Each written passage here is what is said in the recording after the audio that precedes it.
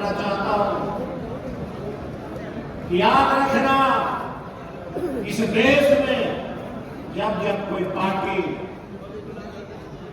सामाजिक न्याय की बात किया, गरीबों की बात किया, पिछड़ों की बात किया, अकलियत की बात करेगा, उसकी सत्ता ये लोग नहीं देने चलने की हमेशा पालन करें।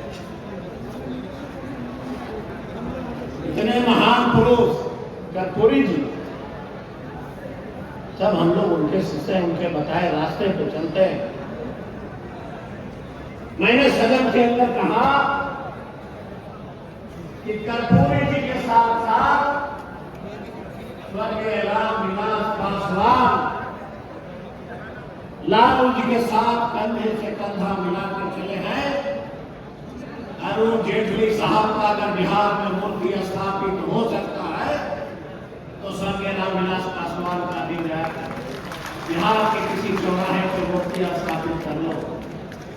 पत्रकार के साथियों, सदन में मैं यह मूर्ति स्थापित की बात करता हूं तो मेरी बात को छुपाकर राजनीतिवादी का भाषण दिखाते हैं।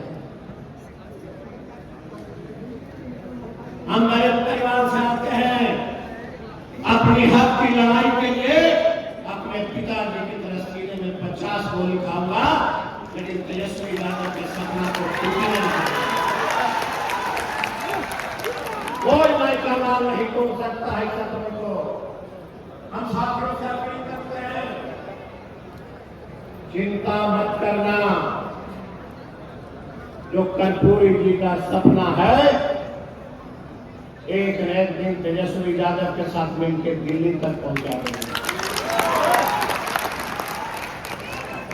जब कोई बात करते हैं हम लोग, तरह तरह की बात बोली जाती है। आप लोग कमर कसिए,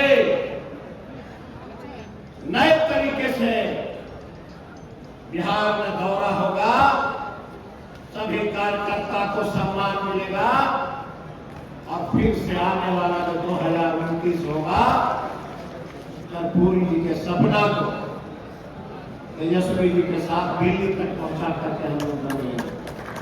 सत्ता में बैठ गए तो लग रहा है कि दलित का कोई अधिकार नहीं, पिछड़ों का कोई अधिकार नहीं। सदन में हमको कह रहा है कि राजू तिवारी ऐसे लोग मुझे कहता है कि रामविलास पासवान की मूर्ति स्थापित करने की बात तुमने कैसे किया।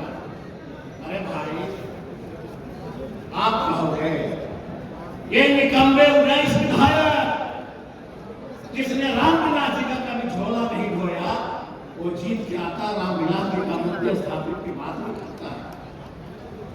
और तेजस्वी यादव का सिपाही जब एक गरीब का बेटा का मूर्ति स्थापित करने की बात करता है तो वह राजेश कुमार के बेटा को आंख दिखाने की हिम्मत रखती है।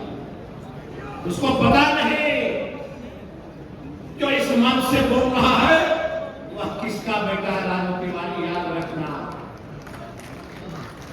दुनिया की कोई ताकत नहीं है जो सर्वजीत पासवान को झुका सकता है। हम सिपाही हैं, तेजस्वी यादव का सिपाही है।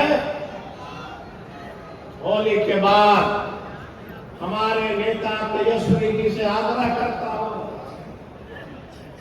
क्या आपके पिताजी ने कहा जब आपका दिल नहीं लगे तो जनता भगवान स्वरूप के दरवाजे पे चलिए। होली के बाद इसी के साथ मैं अपनी वाणी पे विराम देता हूं और कर्पूरी ठाकुर जी को नमन करते हुए अपनी बात को समाप्त करता हूं। धन्यवाद।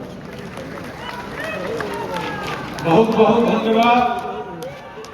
अब हम लोगों के बीच अति पिछड़ा समाज